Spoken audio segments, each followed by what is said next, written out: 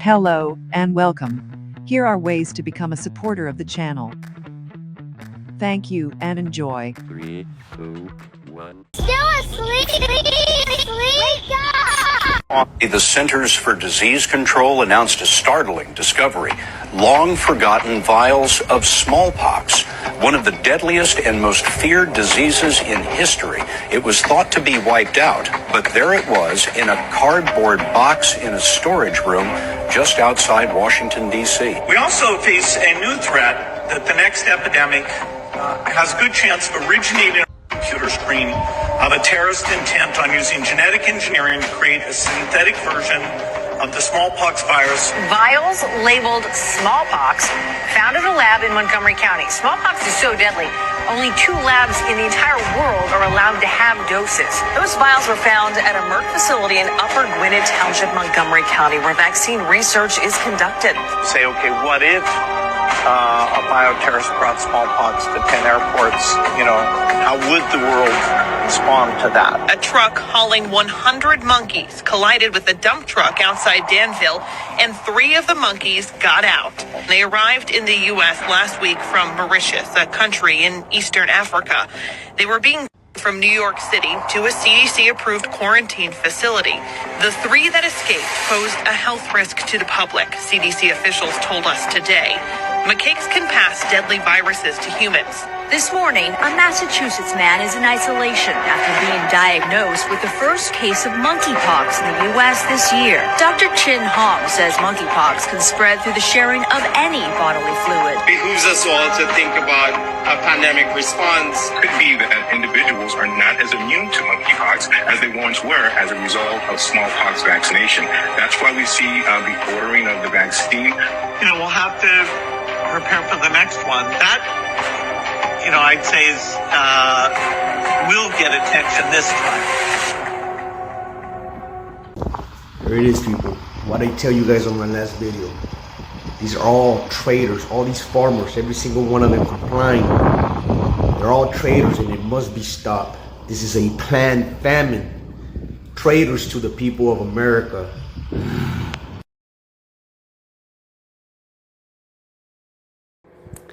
You guys, you know I do my own research, so I want you to look in Canada and just have a gander over here at this Mars base. Just wait, you're about to see something. Keep watching. Are you ready? Oh, here we go.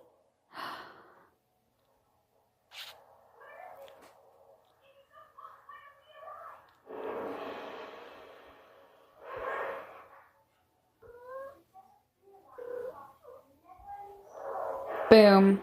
Look at that. Trying to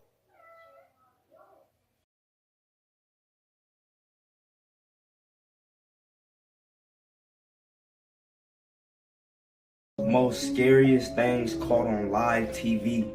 So this guy and his friend was watching the news when a clip with the Pope popped up on the TV. And they both noticed when the Pope walked away out of nowhere, he just disappeared. Right after this happened, they had all the videos took down. You could barely find it anywhere anymore. These 2 news reporters was live on a local TV station when a cup on a table just randomly moved. And you could tell immediately they both got uncomfortable, but they had to play it off like they was good. This man's name right here is Teddy Perkins, and his identity is a mystery. So he was supposedly played by Childish Gambino in a movie, but at the Emmy Awards, he showed up and took a picture with Childish Gambino. And it's always been a mystery about if Michael Jackson had really passed or if he faked his death. People was already looking at it kind of funny, but then he said this.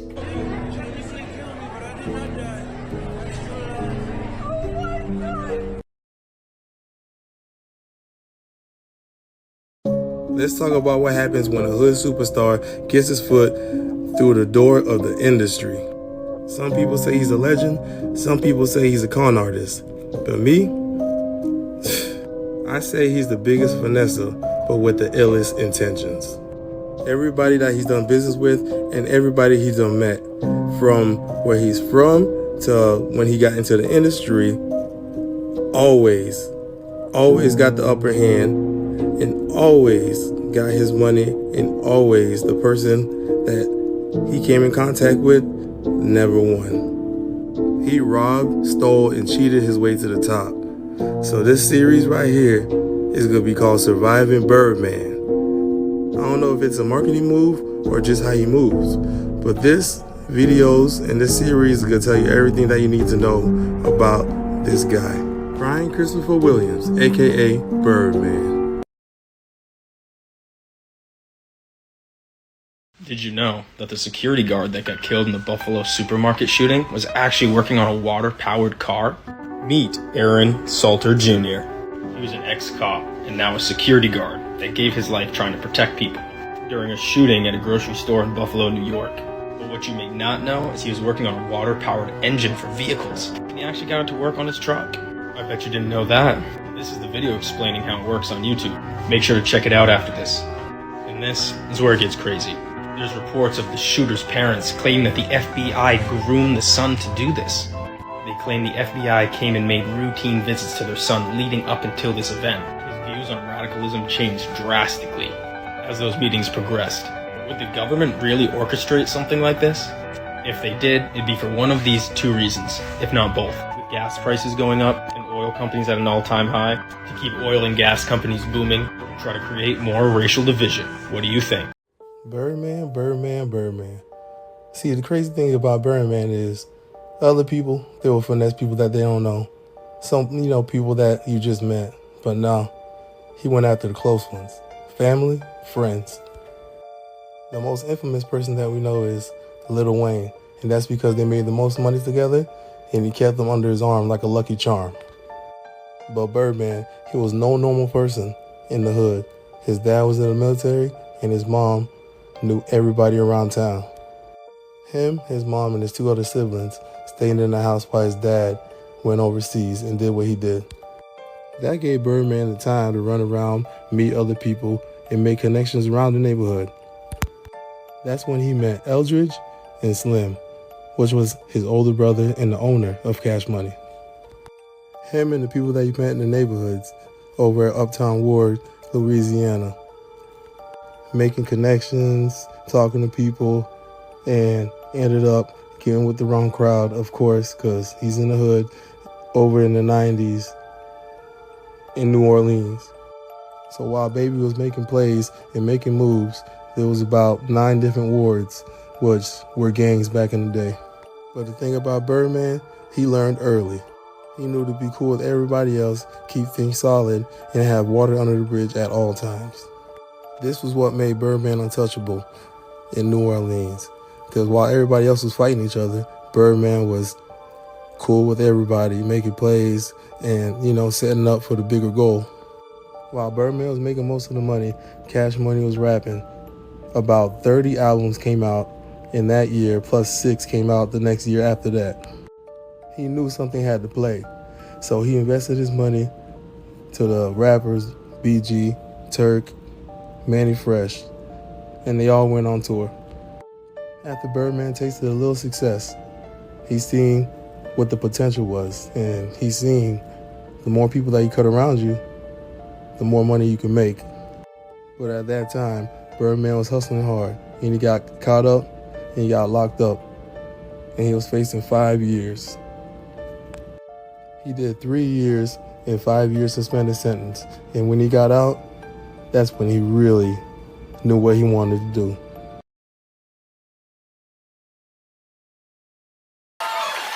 Is that a gang sign? Have you, Oh, like you don't know what it is.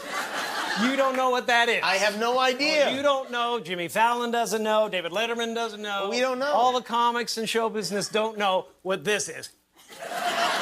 Right? Yeah. What is it? Come on, Jimmy. Seriously, the time is up. People are hip to this kind of stuff. I'm here tonight to blow the lid off it, to be the whistleblower. I'm sick and tired of the secrets and the lies. It is the secret symbol of the Illuminati, and you're a part of it, and it is the all-mocking tongue. Oh, I like it. It's the symbol of the all-mocking tongue. And I'm sick of it. I want everybody to be in on the joke, man. You know what I mean? Like, for years now, talk show hosts, people on television, people in sitcoms have been hired by the government to throw you off the track, to distract you, to make you laugh and stuff like that, make you happy and docile so you don't know what's really going on. You know, and they get out there in the woods in a circle naked and they decide these things and, you know, and you know, look at him trying to come it out. It's hilarious, hilarious. And, you know, and I'm sick of, hold on a second. You know what they're trying to do? Who? This thing is buzzing, hold on. They're trying to turn us into, you know, pay attention to his demeanor change when he answers the phone. I just got to get this. And, yeah. Yeah, listen, I'm in the middle of blowing the lid off some...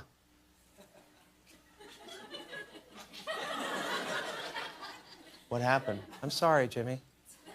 I was temporarily interrupted by my iPhone 6 Plus.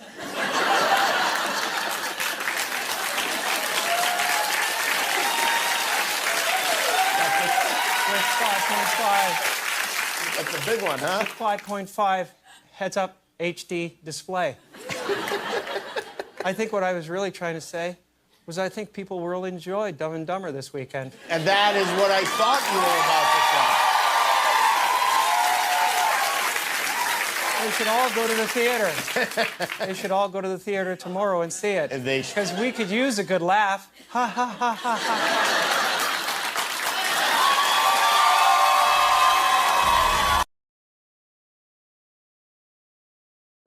Part 3 of Surviving Birdman. So Cash Money and everybody, all the day ones, they're coming up. Birdman, he gets locked up. Offered him, I think, 10 years. But he got a deal, so he only did 3 years with a 5-year suspended sentence, which means if he ever got locked up during those 3 years or however long he was out, he would have got 5 extra years if he would have got locked up again.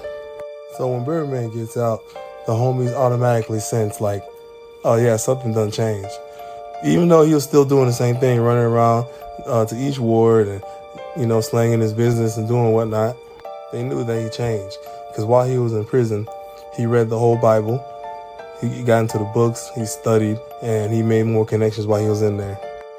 So now he's not only street smart, he's book smart also. I forgot to add this too. 2 big things happened while he was locked up and, you know, everything was going on between those years. Gladys, his mom died, which is the lady he always says, "It's Miss Gladys, boy." And his best friend, Eldrick, which Eldrick taught him everything that he knew, and the game, the swag, everything. So at that point, I think he felt like he already lost like the 2 people that he really ever needed. So they go back on tour, doing everything that they were doing, but they know it's Birdman. He's laying low, he's staying back, he's staying quiet.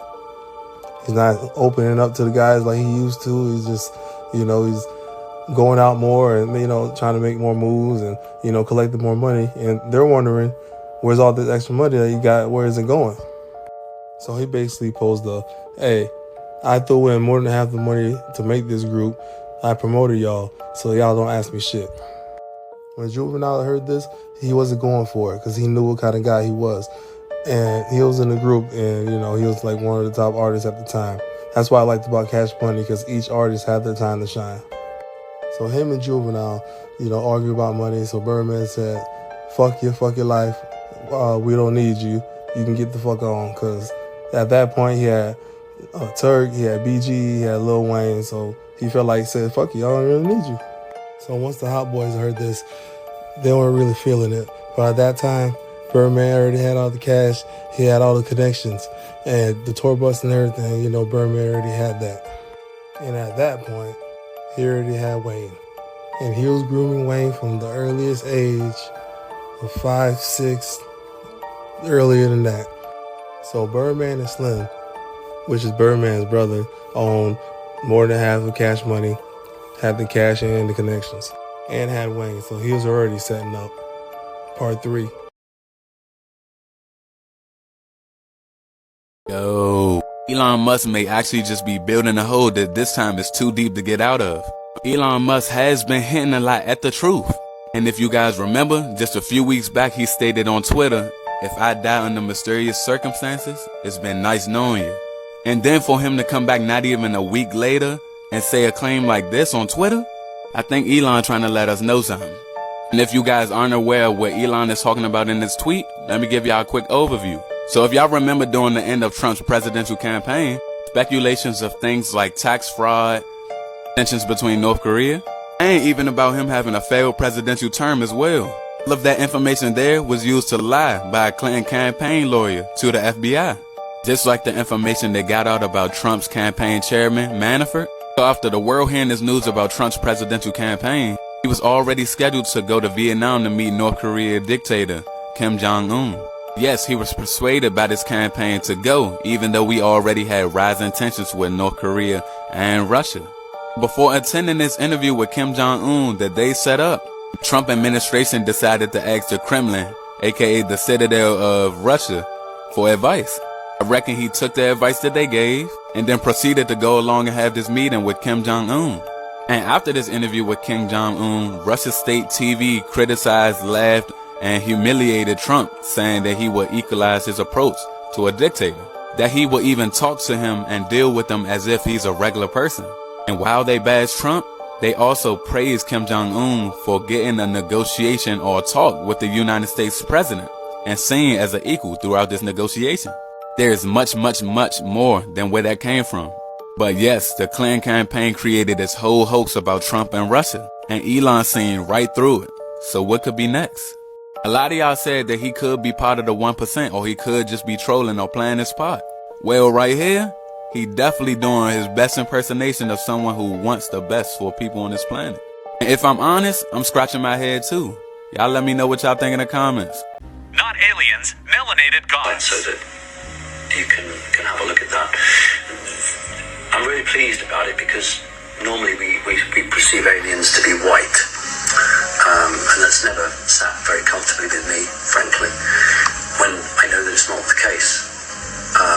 This particular group are a black group.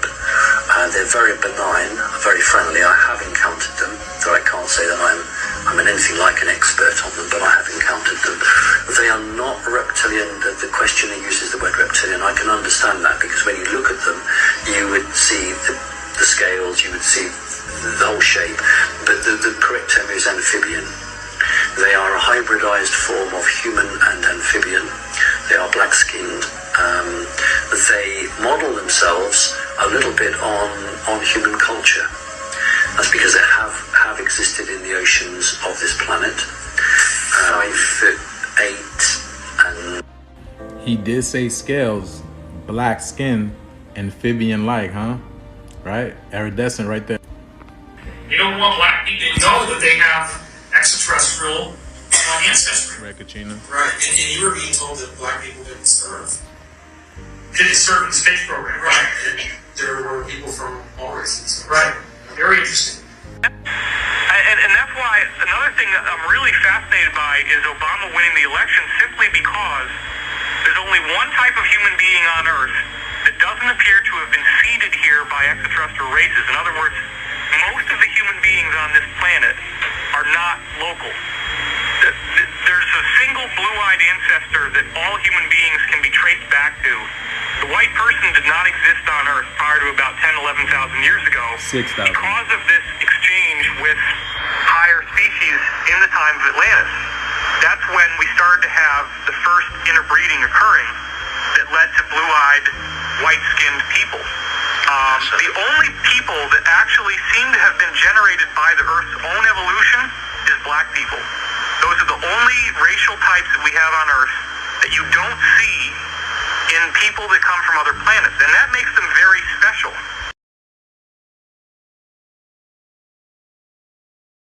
Do you think that the country will see the United States will see the first gay president or the first woman president? We already have it with Obama, so let's just calm down. Got it. No, Michelle is a trans. I'm sorry, she's a what? A transgender. We all know. Oh my God. In this clip, you'll see Joan Rivers call Barack Obama gay and say that Michelle Obama is actually a transgender. Conveniently, She died from complications during a surgery not long after. Things that make you go, You gotta ask the president, is anything scary? You know, well, when Michelle's mad.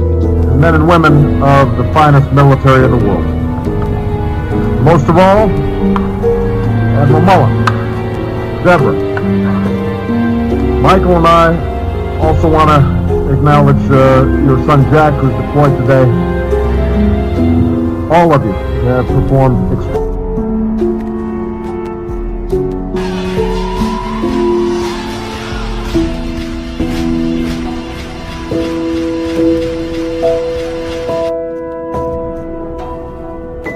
Several people have pointed out a striking resemblance between their children and family friends Martin Nesbitt and Anita Blanchard.